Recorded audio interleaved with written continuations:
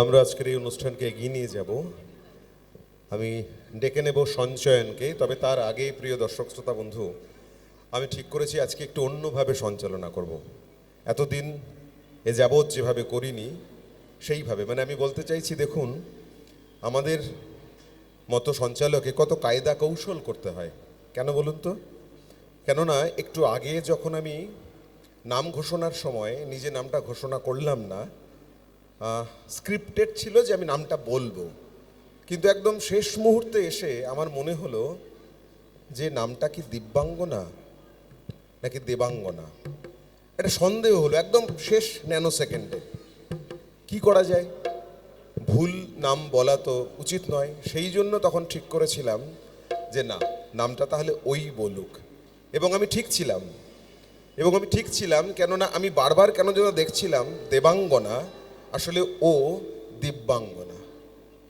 তাই প্রিয় দর্শক শ্রোতা বন্ধু, দিব্যাঙ্গনা এবং ঋতব্রতের জন্য একটা জোরে হাততালি আমার জন্য চাইছি। অনেক ধন্যবাদ। সঞ্চয়ন ভট্টাচার্য এবার সঙ্গীত পরিবেশন করবে।